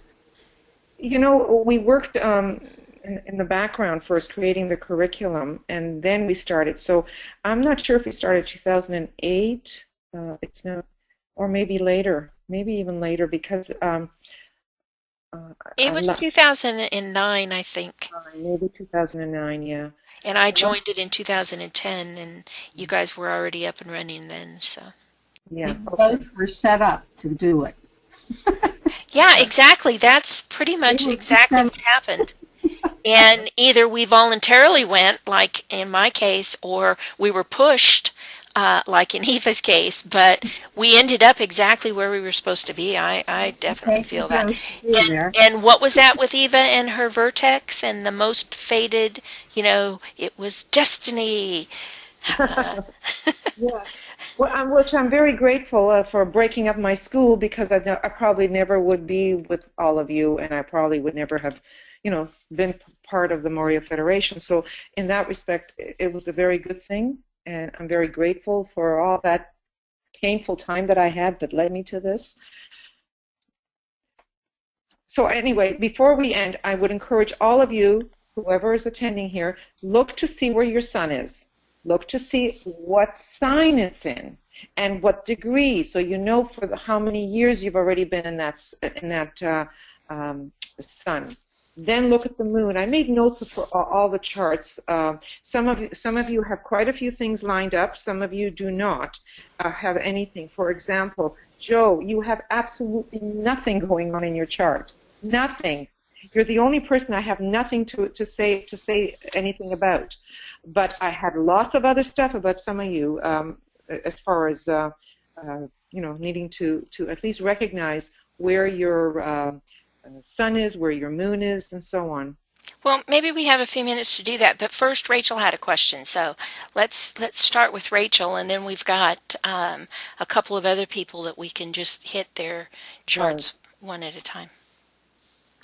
Hi, fantastic presentation. The whole series has been really good, and thank you to both of you for that. I have a quick question about my progressed moon in the solar arc directed. How long does that moon sit there for? Now A year. remember, it's 1 degree a month, really. So it'll move along in Libra until it hits 30. So it'll be right around here somewhere, right? Because this is 26, so it'll be right around there, 30. And then it'll move into Scorpio. Okay, but that's I'm not sure if you meant your progressed one, which is at 20 Aries, or your solar arc one, which is at 7 Libra. Because solar arc one. Yeah, see, that's the 1 degree per year. Yeah. So, so it's been there already 7 months, right? 7 years. 7 years. 7 years. Okay. This one is 7 months or 20 months. Yeah, the progressed one is the one that moves the 1 month, and this one is the one that moves 1 year. So yeah, it's been there. I'd have to look at the actual wheel itself to find the minutes. It could be at the beginning of the minutes or it could be at the end of the minutes. But yeah, it's roughly been there. It's at the end of the life of the conjunction with Uranus and just moving into the conjunction, the progressed Uranus and just moving into the conjunction with your natal Uranus. So that influence there is going to be from about 5, which was 2 years ago, to just a little over 8, 9 at the outside. So that's like a 4-year window that this is influencing this area right here. What I wanted to point out to you, Rachel, is to look at this 11th house. This is where your sun is sitting, both suns, and all that movement, all the planets that have moved into that 11th house. So they're there now. The 11th house is about whatever groups or organizations that you're part of and so on. But the interesting thing is that Uranus is going to be moving through that 11th house and its effect upon all of this. See, right now it's at 14 degrees of Aries, and your sun is at 16. So, I would kind of keep my eye open about Uranus affecting your progressed sun, if you know what I mean. Uranus brings with it things like an awakening, things that are different, things that are unexpected. It can be electrifying. It can be a jolt. It can be unexpected is the word I would use into your life. Okay. How long would that sit there for? Uranus moves very slowly. Very slowly. I'd have to look it up in Mars. Unless, BL, you know your calculations so much better than me. Oh, heck no, but I have an ephemeris sitting right here on my desk. No, I don't. So you see, it's at 14 degrees. It's halfway through the sign of Aries, and it'll be another, 3 Okay, Uranus, in July of 2015, it makes it to 20 Aries, but then it turns retrograde at 20, and it goes back. It hits 17 the end of October of 2015. It hits 16 pretty much in December, where it stations direct at 16, so it's going to station direct right there on your solar arc and progressed sun. And then it's going to move forward again. It's still at 17. It moves to 18 degrees, which is getting a little wide for hitting your solar arc. But that's in March of 2016. So pretty much this whole year it's going to be right there on your sun. But it's going to be there for a few years on the moving through your 11th house. Right, and then right after your sun, it's going to hit your progressed moon, and then it's going to hit your solar arc Venus. You know, so it's just going to run the gauntlet. Mm-hmm. And then Saturn here, Saturn is moving through your. See, I look at the heavy hitters. Always look at the heavy hitters. You know that Pluto's moving through your house of relationships. What's that going to look like for the next couple of years? Saturn is moving through your house of work. What is that going to feel like for the next, 2 years almost? So these are the things I try to look at, the heavy hitters. So it would be from Saturn out. So Saturn, then you would go to Neptune, Uranus, Pluto. Those are the things because those are the ones that are hard to deal with. And because they stay in their sign for such a long time, they have an opportunity to really affect us. If it moves through fast, like Mars does, or like the Moon does, with the Moon every couple of hours, it's in 2.5 hours, it's in a different sign. It moves so quickly. Mars also moves quickly. Even Venus moves relatively quickly. So those are not the ones that I really look at. Jupiter also, Jupiter is more positive than anything else. It also moves relatively quickly, and it doesn't create hardship usually. So it's Saturn, from Saturn on, to see what house is it moving through. What house is this moving through? So you've got one moving through the 6th house, one moving through the 7th house. You've got something here like Neptune moving through your 10th house, and then Uranus moving through your 11th house.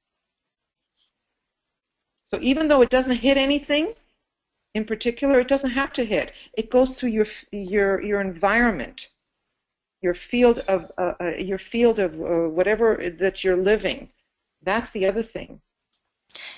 And, you've got your natal Venus here at 7 Pisces, and that Neptune is right there. It's a good time for visualization. Yeah, it's hard to see some of that stuff in the quad wheel there in the natal chart, but you should hopefully know what your natal chart is. Okay, any other questions before we move on to do somebody else? I know that Michael had an awful lot going on in his chart. Yeah. Let's look at Michael's, okay? Hi, Michael. Hi, how's everyone? We're really good. I'm glad to hear that. I'm doing fantastic. I just retired. You're retired. Oh, yes, wonderful, wonderful. So yes. Let's see what's moving through the 10th house. Well, now this is not the right time. This is June 2nd. It's pretty close. Mm-hmm. That in itself is not a giveaway, but let's see. Oh, these aren't his. Oh. That's for the exact moment that we picked, so they're really not that big for him, but he's got Uranus closing in on that missing point. As a matter of fact, Uranus is there at the missing point of his cardinal T-square. Look at that. You have your sun. I always look at where the sun is. So for the last, I'd like to say 9 years, you've had your sun in Leo to really, your whole identity, your whole sense of self you've been working on, it may be in the home environment, but you really are shining here as the soul or the individual that you are. So I always look at that, and then solar arc Pluto is conjunct your progressed and natal Neptune, right there. So I always, kind of look at that too, because that creates almost like a line. Yeah, directly there, opposite your Uranus. Do you see that? I see that. Yeah. So do you feel that? Do I feel that? I am still working to figure it all out. See, it's in your place of work. See, a sudden Uranus, sudden change to your place of work, your work environment. Remember, And I feel good about retiring. Pardon me? I feel good about retiring, so I Good. can focus on what's important. That's exactly right. You can concentrate on the service aspect of it now, Absolutely. on your spiritual aspect of it, which, Neptune is the heart of the sun. If you're working at the higher levels of that, and your sun, your progressed sun, is there on your nadir, which is the ashram at the higher levels. So, yeah, those are really good aspects that you've got going on there. But you see how we made something fit once we know, this is what we've said. Once you know what to look for, you can usually find it in the chart. So we looked at you quitting, retiring, your place of work. So Uranus does that. It just cuts things off very quickly, your place of work, which is 6th house. You can think of Pluto as a destroyer, but destroying, if I consider Pluto as destroying my personality business, that's not a bad thing. Or you're transforming, you're changing your relationship, Libra, to the work that you were doing, to any work. So it's been marvelous. Okay, good. Saturn is opposite your ascendant. You see, transiting Saturn opposite your ascendant. Again, you're getting to do your dharma. This is an obligation you are having to yourself to do your work. And the transition is from personality work to soul work. Right. And again, this is moving through your house of work, right? Your work. So you are moving. That work is changing. The dharma is changing from doing personality stuff here, and it's opposite your soul purpose. Right. Also squaring your Jupiter, your solar arc Jupiter, and your Mercury. It's also squaring your solar arc Jupiter and your Mercury. I got to find all this. How did I ever find this on my own? There, solar. Right down there at there we go. the bottom of the chart. There we go. So again, this is putting the mind, your mind here, a lot of mind, Jupiter conjunct your Mercury, and it's creating a T-square here with your Saturn and your ascendant. So again, karma, work, obligation, duty, and you're going to use your mind. You're going to be able to really get into it using your mind. All pretty much generated around the time of my Saturn return. Okay. Saturn return, which Saturn is, where's your natal Saturn? Here. So that was a little while ago. Right. Yeah, okay. 2 to 3 years ago. Okay. So we see how, and I mean, I have more things pointed out here, but we don't have to go into every little thing. But just so that everyone can get a sense of how we're approaching this. I look at the outer planets and to see what houses are moving through and what's the impact on me, and how's it affecting other points or planets in the chart. Like Pluto is moving through your 8th house. It's a wonderful time for transformation. It's just a wonderful, and that's your destiny. Look, your destiny. You're going to be really transforming so that you can live up to your destiny. As an example. Well, gee whiz, how cool is that? Yeah. All I have to do is take advantage of it. Exactly. That's why I say there's just so many things we could look at. 9 degrees here. And again, Neptune opposite your solar arc of Venus. A good time for visualization. A good time for, more heart. So there's just great things going on. Okay. It's a great time to be of service. Yes. Yes, Yes. yes, yes. Good way to put it. Okay. Who else wants us to look at it very quickly? Thank you. You're very welcome. Anybody else want us to go through it because there's too many charts? Yeah, let's look at Linda's. Okay, Linda. What have I got for you, Linda? Okay, so your progress sun is a 23 Gemini. I always look at that first. See right there. Look at all the activity in the 9th house, the house of higher learning, Linda. This is a lot about higher learning, and it's in Gemini for the opportunity for you to really use the mind and get to understand the relationship of the polar opposites, of the opposing forces, which are what?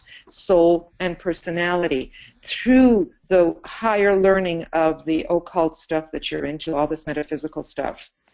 So, your sun is pushing you to learn all this stuff, being involved in Moria Federation and all that kind of stuff, so that you can bring together the pairs of opposites. And we've got your transiting Uranus opposite, well, it's closing in on the opposition with your solar arc Pluto here. These are heavy hitters. You're right there at your ascendant and your natal Neptune. There is part of this cross you have. You have these two crosses that are real close to each other. The beginning degrees of the cardinal and then the ending degrees of cardinal. But so as Eva says, you've got some of these hard hitters here messing around with your ascendant line and also your midheaven. So it can be stressful times, it can be crises, but it's all part of the work of the soul growing. Right. Or with Uranus, it could be insight. It could be breakthroughs, so you never know how it's going to affect you. In your 6th house, it could involve your health. Electricity is one of the things that's related to Uranus. You've got double Pluto because you've got the solar arc at 19 and the transiting at 15. They're on your solar arc Mars. Of course, the transiting is going to move into that 17 degree and then the 18 degree and then the 19 degree as it pings all the various different parts of this cross. Mm-hmm. And Pluto's about transformation, so it's an opportunity to really work on yourself, reinvent yourself, Right, digging deep and dragging up the things that need to be transformed. Mm-hmm. That's the challenge. Mm-hmm. Right. And you've got helper here. You've got in the 8th house, which is the house that Pluto normally rules. You've got transiting Venus there. You've got your own Venus there. A solar directed Venus. Venus will, is very good. It's a mind planet in a mind sign. So it's a great opportunity to use that mind, that keen mind of yours, because you've got all that air with Libra rising and Sun in Gemini, to make the transitions, the changes, the transformations that are so necessary through your occult teachings, through meditation, through learning, through study. And again, this is in the 3rd house. It's the house of learning. So learning is an important piece for you right now. Learning, and through the learning you will transform. You will transform through the learning. Pluto and Mars, both of them are rulers of this 8th house. You've got a helper here, which is the ruler of your progressed sun, to help you out. And where's your natal sun?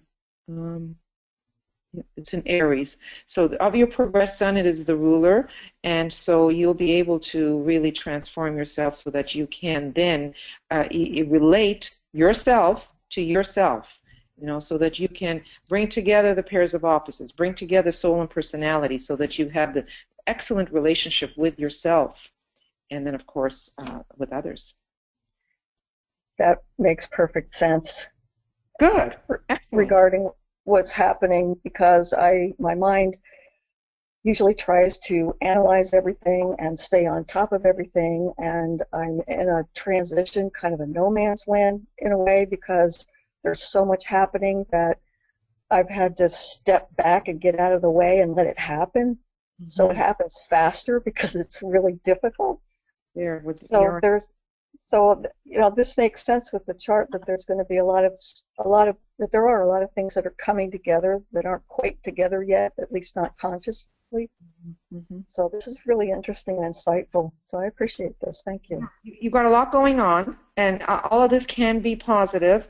You might have some hard knocks along the way, but the end result should bring about great changes within you. I'm looking forward to that. That's great. That's a good attitude. Wonderful. Okay, Eva, we have 2 more students. Do we have time to do both of them? If they don't mind hanging in there a little longer. We've got Louise and Victor. So let's look at Louise, who should be the next. There we go. The next slide. Yes, hello. Hi, Louise. Hi there. Okay, what I have here for you to look at is the progress sun. Where's your progress sun here? Is the 24 Gemini, right? It's in the 8th house. Again, look at the themes here are being repeated again and again. It's the house of transformation. So wonderful time to have your progress sun sitting there. It's been there for 24 years already, so you've been really working on yourself. But look at that. I mean, look at that lineup.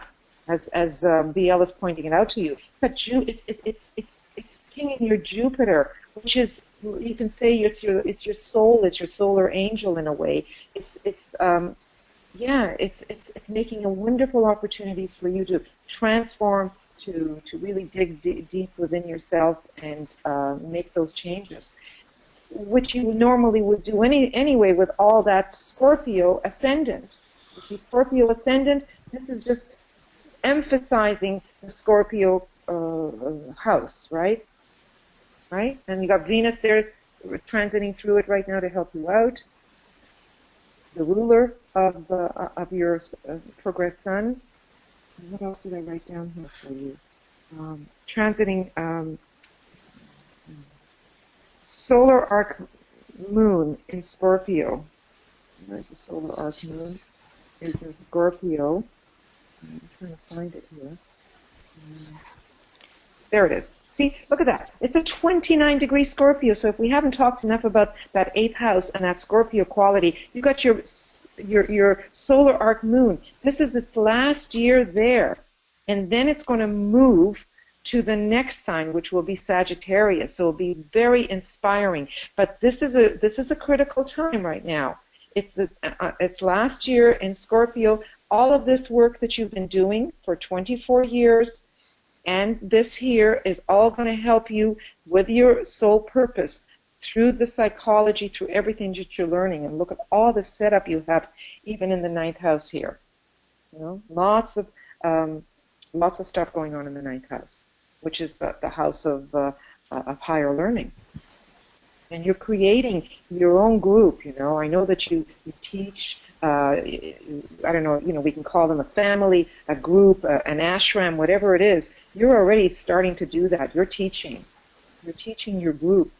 We see the Cancer, the Jupiter in Cancer. We see the Uranus here, the natal Uranus. All of this is being stimulated through the teaching that you are doing.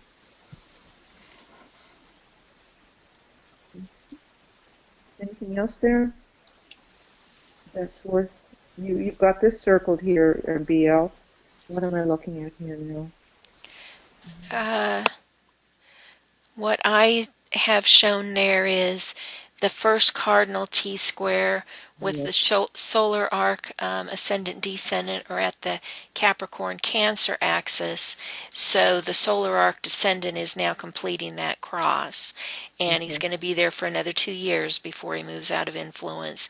And with the second cardinal-ish T-square, because she had a couple of out of signs there, her progressed vertex is at the missing point in Cancer to complete that cross. And then he's going to slide over to complete the fixed cross portion of that cross as it progresses into Leo to square the ascendant descendant, because the points in that cardinal-ish cross, some of them are at the beginning of the fixed degrees, and others are at the end of the cardinal signs. So it kind of does a little double duty there. Hmm. And like I said before, I would always look at where the heavy hitters are. So Saturn is moving through your second house, the second house of resources, values, and then it affects, of course, what you've got opposite it, right there as being pointed out. Then I go to Pluto. Pluto is moving through your third house, okay, transformation through learning, and it's, we talked a little bit about that. Then I look at Neptune. Neptune is moving through your fourth house. And does it do anything there? Offhand, I don't see that it does. But it's a fourth house, that it's moving through. It's almost going to be done, well, next year or so. And then we look at Uranus. Uranus moving through your health, the house of health, the house of work, the house of service, and that's where your sun is. Yeah. It hasn't hit your sun yet, but it will. Yeah.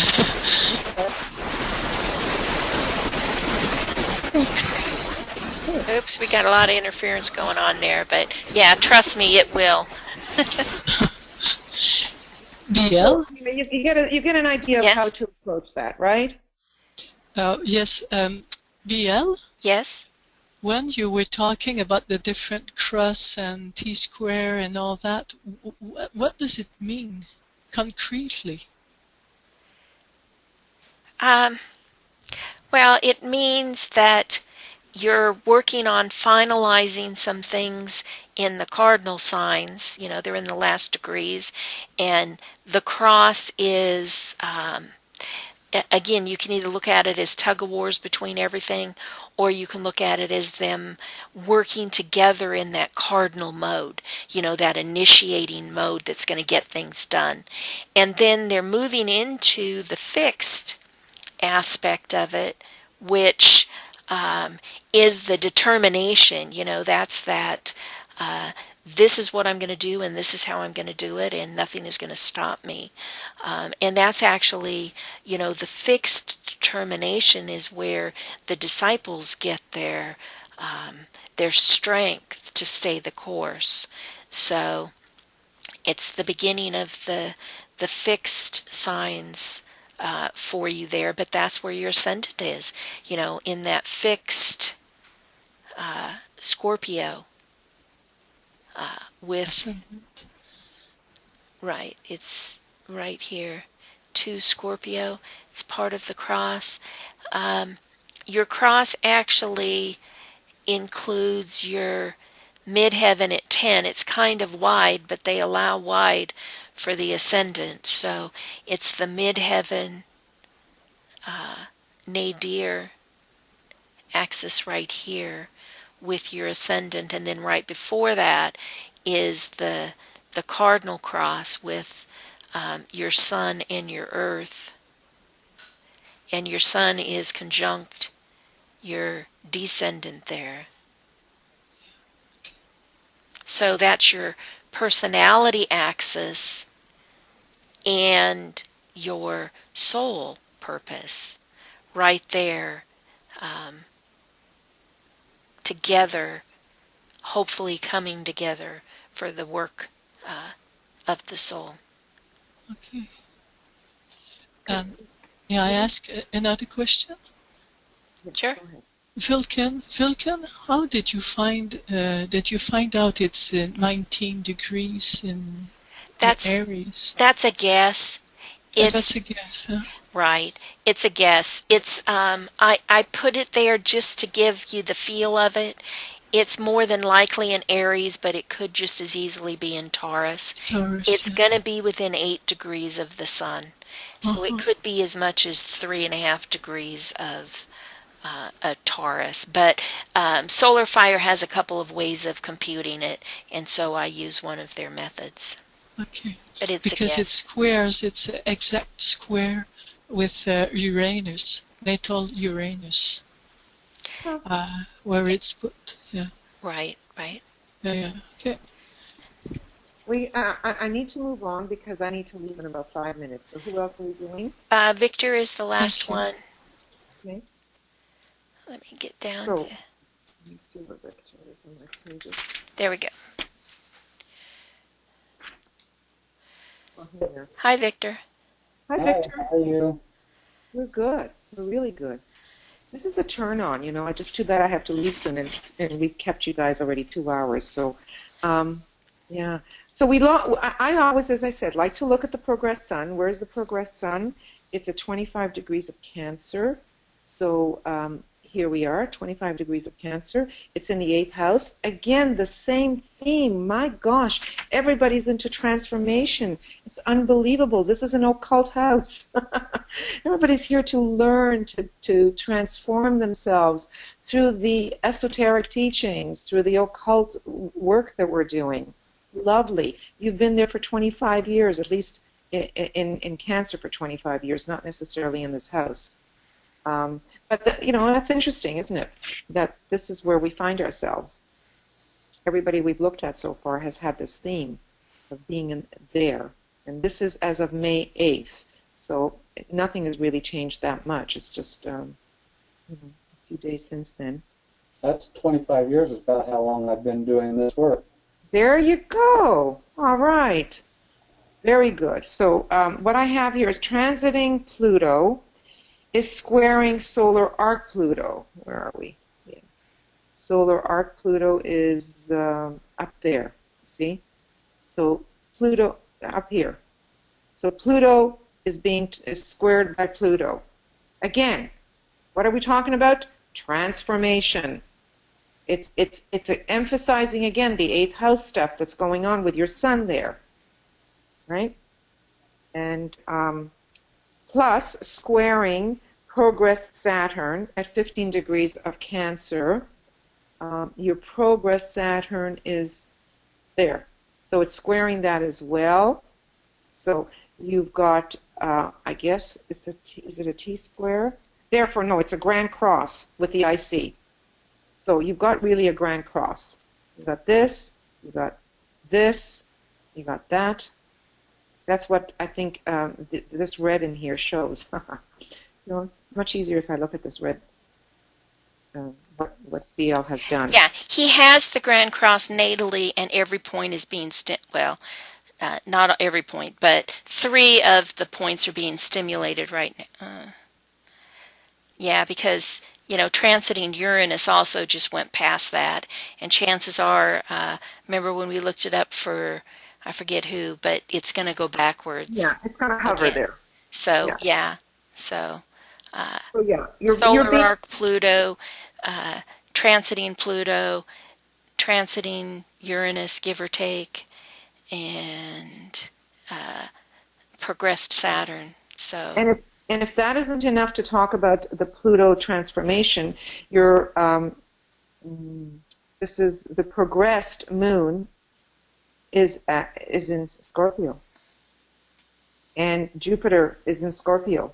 So there's a lot of Scorpio esoteric stuff going on, psychology, esoteric, really wanting to understand all of that. So, I mean, can we see how many times it's being repeated here? And we have to look at that seriously when everything in the chart points to the same thing. So we have the progressed sun sitting in the 8th house. We have Pluto being squared by Pluto. That's, again, speaking of transformation. We have your moon in Scorpio, the progressed moon. We have solar arc Jupiter in Scorpio. We have Uranus creating the Grand Cross here, or almost, with all the things that we just talked about. And so that brings all of that back in again. Like, how much more do we need? A message here. This is the message. And it's that repeated message from everybody. You know, the hits with Pluto, the hits with the 8th house, the hits with Scorpio. Yeah. So this is a time for all of us to have those major hits. You know, I'm thinking of, you know, what the conference was all about. The conference was about that we are living the forerunner life before the changes that are supposed to come about in 2025. So we have 10 years in which to get our act together. And how else are we going to do that if we don't work on ourselves and our transformation? And in that, we act as, we do service, we act through example, through our way of being in the world, you know. So we're all at that stage of needing to really make major shifts and changes within ourselves to bring more soul into our life. You know, that's bottom line. That's what I'm seeing right across the board almost.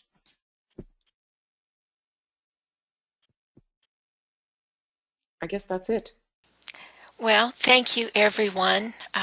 We appreciate you sticking with us for the whole series, and we hope you have enjoyed the series. So, with that, we're going to say goodbye for the last time. Let me unmute you all just so we can all say goodbye. And if you have any questions about what we've covered, and if you want greater understanding, just jot it down into the union, what is it, the student union section, and it'll be addressed. Oh, what about that? You said you were going to put something there on that book that you mentioned. Oh yeah, I'm sorry. The slides that I'm gonna send to Brett, they have a minute. Let me see if I can find it really quick to pull it up here. I thought it was at the end of this, but it isn't. It's at the end of the one that I got ready for Brett to attach to all of this stuff. So while she's looking for that, let me just tell you guys, I think you've done a super job as students of astrology. Astrology is not easy. It's a complicated science, as you all know by now. So for all of you to, especially the newbies, to recognize the glyphs, to recognize aspects, to recognize the psychology behind that, which you've all handled so well in your presentations, I really applaud you, and I'm very, very proud of you, if I can actually be personal about it. You've all done a super job. We appreciate all of the effort that you and BL have put into these webinars because it's been fantastic. Oh, thank you. We've thoroughly enjoyed that, and I'm glad that it's ended up on a good note like this. I think we had very good teachers, and thank you very much. Thank you, guys. Yeah. Yeah, I want to thank both you and BL and Eva for putting in the time and everything. Thank you very much.